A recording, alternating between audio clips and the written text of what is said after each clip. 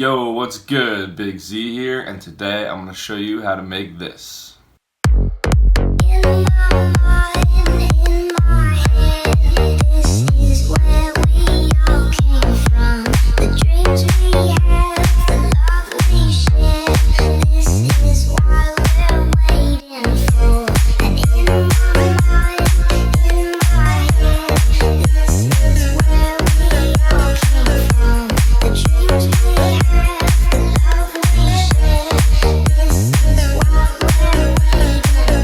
So the song is called In My Mind by Dynoro. I don't even know if I'm pronouncing that right, because this guy just came out of nowhere. It's one of his first songs he ever released, and it's sitting at like number 8 on Spotify's global top 50 chart right now. It's just taking over the whole world. Has like over 200 million streams or something. So I had to remake it because some of you guys have been requesting it. So I hope it did it some justice. Let's jump right into it. As always, all the serum patches and MIDI files will be linked down below. So the main bass sound consists of 2 layers. There's a lower layer that fills out the low end, and a higher layer that's more clicky sounding and fills out the higher end of the frequency spectrum. Here's what the 2 basses sound like together.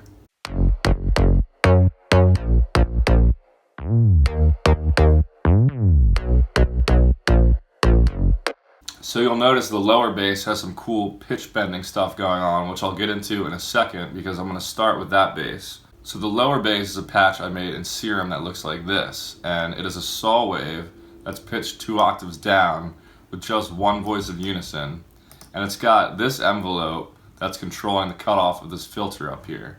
So it's a pretty standard looking envelope. I just messed with this node right here to make it a little more plucky sounding. And to make it so you can do those cool pitch bends while we're still in Serum, you want to go down to the pitch bend section and set the pitch bend range to -12 semitones on the bottom and 12 semitones on the top. For processing on this bass, I have the CLA bass plugin adding compression, distortion, and a little bit of chorus. Then I have some EQ that's cutting off everything above like 3000 hertz to make room for the other bass. After that, I just have some multi-band compression that's controlling the low end a little bit. So here's what the low bass sounds like by itself.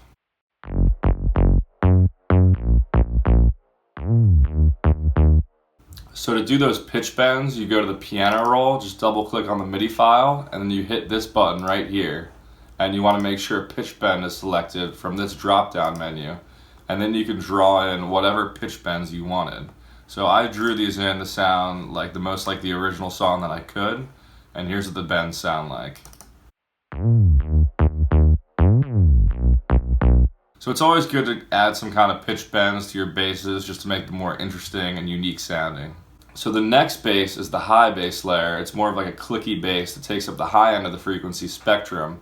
And you'll notice none of that pitch bending stuff is going on with this bass because I've muted the notes where the other bass is pitch bending. So here's what this bass sounds like.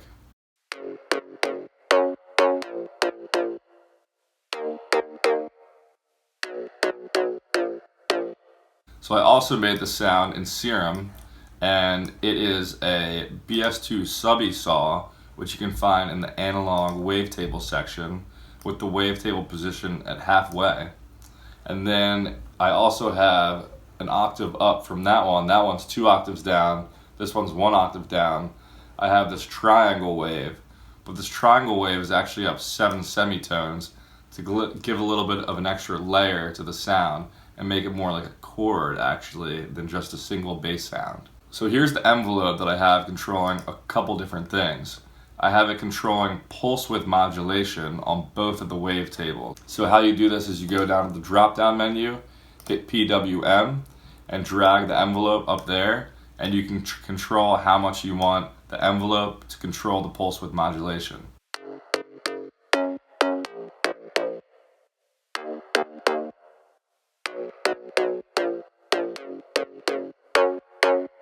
So you can hear how it accents the attack and the pluck of the note more when I have the pulse width modulation on. This envelope is also controlling the cutoff of the filter over here. One more thing I have going on in the sound is I have this LFO here controlling the level of the noise oscillator over here. This noise layer really adds an extra attack sound to the overall synth, so I'll play it without it and with it so you can see the difference.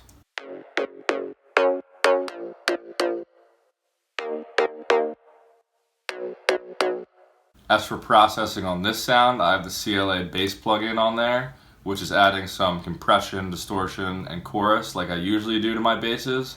And then I have some EQ that's cutting out everything below 400 hertz to make room for the other bass, and then rolling down some annoying frequencies around 2000 hertz and rolling off a little bit of the high end. So these two basses are actually layered with a rim shot sound that's doing like the same melody that the basses are to add an extra layer of percussion to that. So it's this rim shot sound right here. So that's adding even more attack to both the basses. So I'll play it with and without that rim shot sound in there.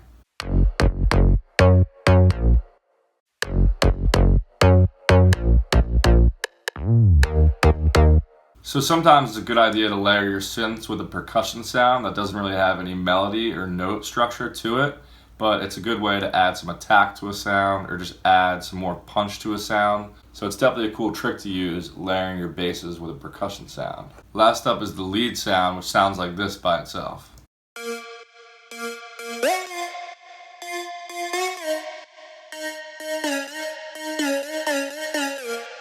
So this sound in Serum is a saw rounded to square wave with the wavetable position down a little bit from the right.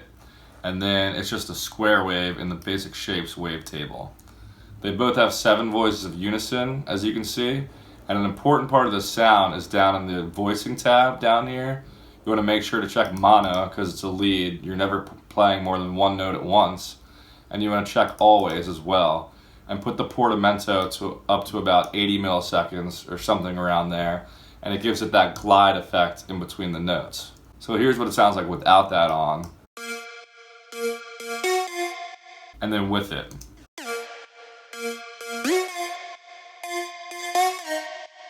There's nothing going on with the envelopes really or the filters in this sound. In the effects section, I do have some dimension expander on there and some bit crusher. So to get that bit crush sound on this one, choose the down sample distortion, and here's what the sound sounds like as I bring that in.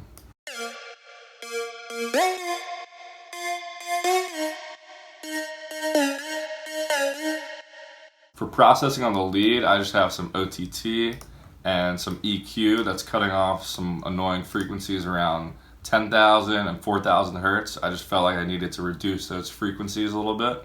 Oh yeah, as a bonus, I wanted to give you guys the preset of the synth sound he uses in the verses. So I'll show you what that sounds like.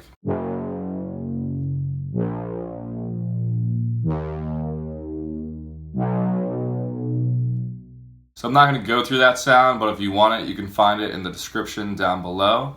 But hopefully you guys enjoyed this video. Make sure to follow me on Instagram and Spotify below. And other than that, I'll catch you guys next time. Peace.